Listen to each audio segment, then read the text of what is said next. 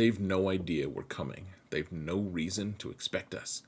If we can make it to the ground, we'll take the next chance, and the next, on and on, until we win, or the chances are spent.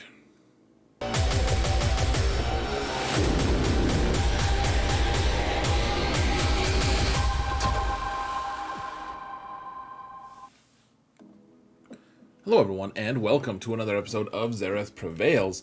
We're going to talk about defense, the core teams on defense in 5v5 right now, folks. And so, if you missed it, I did an offense version of video for offense as well. You guys can check out, that's going to be in the video description. I'll link it at the end of the video as well. So, I think I've released this thing about 2 or 3 hours after the offense version. And so check that out. The teams I used on offense are actually going to be consistent with the teams on defense, as in I use different characters for both. Keep in mind that both are going to be kind of distinct. Well, I mean, they are distinct, but keep in mind that I use all of these teams on offense and defense to some degree. Some of them will always stay on offense, some of them will, a few of them will always stay on defense, but in general, these are going to be good teams on defense. Like, I didn't put any teams that are exclusively offense on this list, but if you see my GACs, don't get too upset when you're like, I thought you said this was a defensive team, and I'll be like, I totally did, because it is a defensive team, but it's also an offensive team, so stop being so offended. That being said, guys, just want to remind you, if you want to support the channel for free, all you've got to do is hit that thumbs up button, help me mount the algorithm, leave a comment in the comments area, hit the sub button, for crying out loud. If you haven't done it yet, please. We're mounting the algorithm, but I can't do it without you. So it's not going to mount itself, guys. That being said, let's jump into the game and let's talk about defensive teams. Trying to make this under 20 minutes. We'll see if I can do it. Barely managed it on the offensive side. So we're going to have Galactic Legends on this list because sometimes you guys need to see what I'm doing for my Galactic Legends. Sometimes I make these videos without GLs on them, and that works. But in general, we can't totally disregard them, right? So Supreme Leader Kylo with double tank is the best version right now. And keep in mind, guys, the higher relics you have, the more likely your opponent is going to struggle against them with off-meta counters. And so you want high tenacity on Hux, you want high health on Sith Trooper so that he's tough to take down. And then, of course, Crew at Relic 8. Not only is he good at Relic 8 here, but he needs Relic 8 to be faster than certain builds in ships. So I think that's less important now that Interceptor's here. That being said, he is a very strong candidate for a potential Relic 9 moving forward for me. He might be my next Relic 9, in fact. First Order Stormtrooper is almost certainly going to be my next Relic 8 on this team. So, Kylo's Relic 9 as well. It's going to be a really interesting thing. This team is good on offense. It's also wonderful on defense sometimes. You just have to also be careful. Lord Vader is a threat to solo this team if you're not careful. Rey here with Jedi Training Rey, the Hero Bros, and Holdos. Probably my favorite version. I do actually like sometimes taking Poe out and adding R2-D2 here, just because R2-D2 will do his stat sharing and give Rey extra offense. The way I have my Rey modded, she's already has a ton of offense and a decent amount of health. Remember, she's Relic 9, but even before she was 9, she was over 200k health, she's over 500 speed, and her offense was over 1200. It was so she's gaining all that bonus health because of Galactic Legends. So she's gaining all the health that she benefits.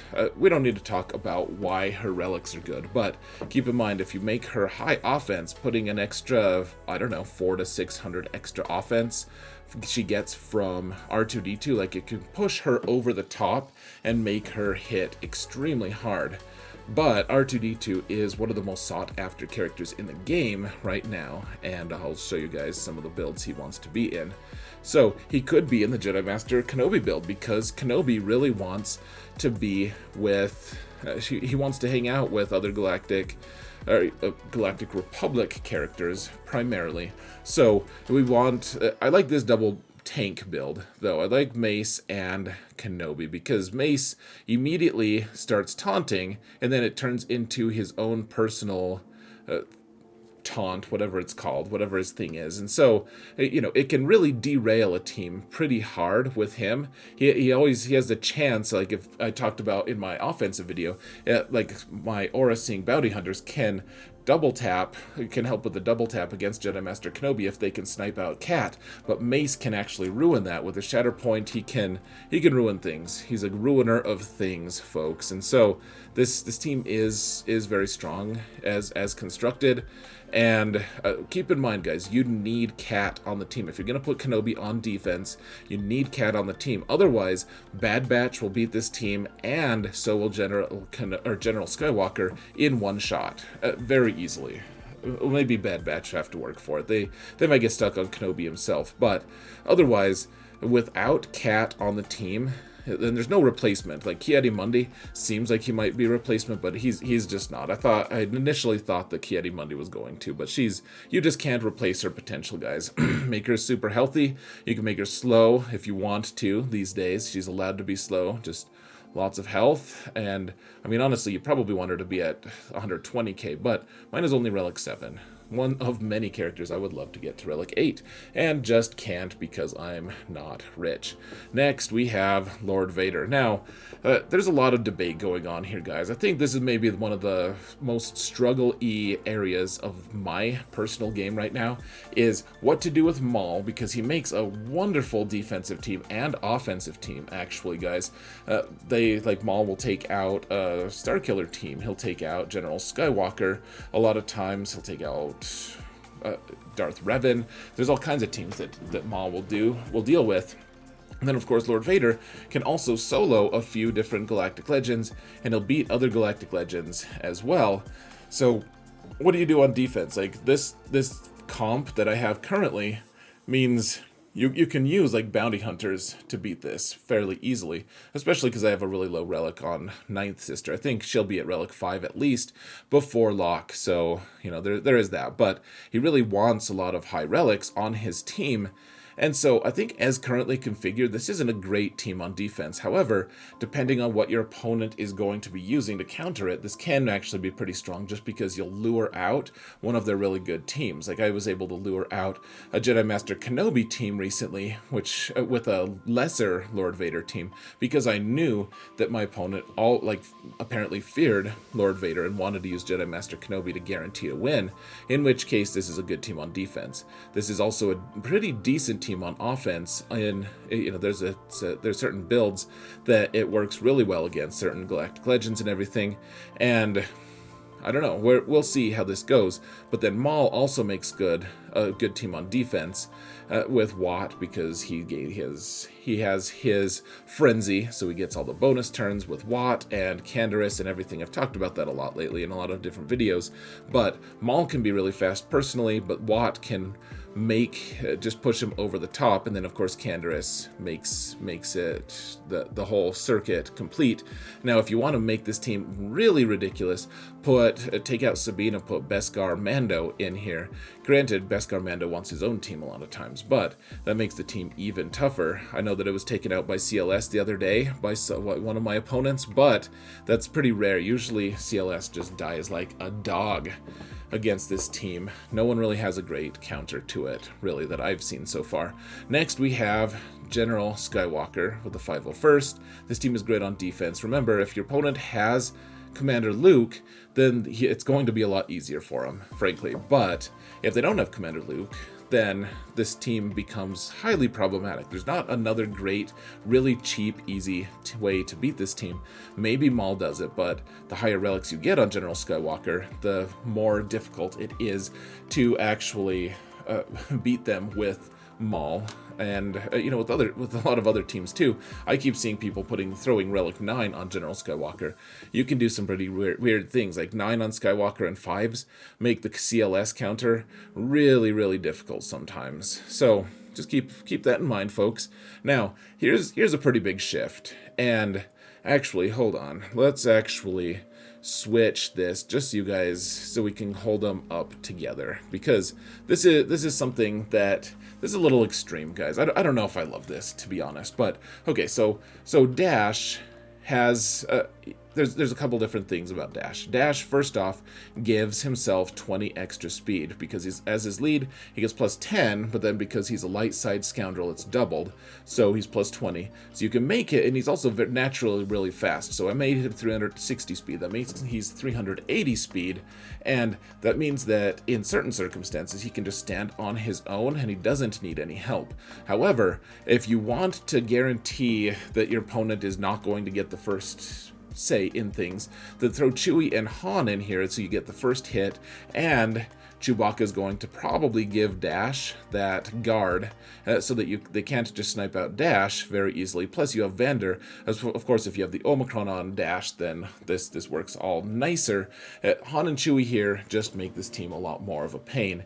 And of course, Vader is going to keep reviving them and everything. Keep in mind too, though, if you want to put, you can put another, you could put like L3 with them instead if you want a tank. I mean, I think that's the most common configuration actually, is to put L3 instead of Veteran Han, but Veteran Han can do some annoying AoE things as well. However, remember, if you're going to go with a dark side character here, they do benefit from some of the things Dash does, but Vader can't revive them. He revives light side scoundrels only, so just keep in mind.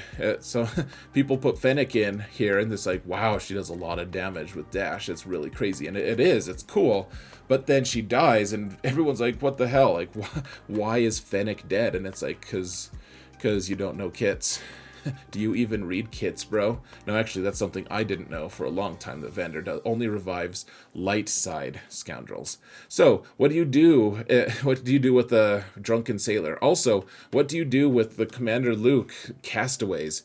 You can do this, and this is the only time that I'm inconsistent between the two sheets, I think. Or maybe there's one other one, but between the offense and defensive videos, is you put BB-8 with Commander Luke. He becomes this really cool droid commander, because remember, Chupio is also a droid, so BB-8 gives that 8% bonus turn meter to all droids for each droid. So in this case, it's not 40% because Commander Luke, contrary to popular belief, I mean, he does have a droid hand, but it's not yet. He gets a droid hand after the events of this, so he's not a droid. But the team does get 32% turn meter. This team actually gets a lot of holds here. They share a lot of cool stuff, and so this team does pretty well on defense. I think that there's going to be some offensive builds that beat this pretty well, but this is a nice little split between the two, and I really like it. The only problem, of course, being BB-8 is the linchpin here. You take him out and replace him with the lesser droid, and this team does significantly worse because they're way slower. BB-8 is 32% extra turn meter on top of his 320 speed. He gets to go first, like really fast, and the other droids are similarly speeded, and most of them are rebels, so they're all gaining bonuses from Chupio, and it's a whole mess for your opponent. This team can surprise people, so keep that one in mind. I really like this split, and I haven't done it yet, but it's something I'm probably going to do this next season at some point. So another one that you can do is this Beskar Mando team. So you want to make your Quill fast, and I mean, I recently had a group that everyone was faster than my Quill by at least 3, and like the entire group had faster Quills, which is just totally, utterly insane, because 360, like, it's a 168 speed set, like, and yet there was people with 164 speed. However, he's fast, and then he's going to give everyone a bunch of bonus turn meter with his I Have Spoken move. He gives all scoundrels 25% turn meter, which is pretty fancy. And then, of course, Beskar is going to go into poop stance. You do all your AoEs, you get Whistling Birds off, and you WTF pwn your opponent. But you want Queel to go first. If Queel doesn't go first, that's the problem. So you put Beskar, or you put Jango in the lead, and the reason for that is your scoundrel allies have plus 30 speed. So my Queel is 350, he becomes 380 speed, and it's just a little bit obnoxious is all. Next, we have Darth Revan. Now, if you want to make him really fast, then that's great. With Talon, my build doesn't really allow for that. So this is kind of a hypocritical thing in a way, but I think this is one of the best builds. My Darth Revan is very slow compared to what most people run at my level. Like I don't expect my Darth Revan is anywhere like I'm like number 230 on the leaderboards right now. I would bet that 229 people have faster Darth Revans than me. I bet I have the slowest out of everyone up to my place. But if you have a faster Darth Revan, you can make Darth Talon will give him an extra 20 speed, and it makes this team very difficult to counter unless you have good troopers. But then you also have to take into account if you put really high health on Sith Marauder, which mine isn't the highest. It was significantly higher a while ago. I recently discovered that this, I don't know, I don't run this build too often, but if you get him to 90k, 100k health, something like that, then Sith Marauder can really stall out troopers because it's very difficult for them to kill him. I don't love this build, frankly, guys. This is a common one that I see, but keep in mind, if they have Imperial troopers, they can instantly kill Basti. Like they have no challenge in killing Basti because there's no tank here. So you probably want Sith Empire trooper here instead of Marauder. In which case, it becomes different. You need Relic 8 on Sith Empire Trooper if you want to be able to stall them out. And probably Relic 9 is even better.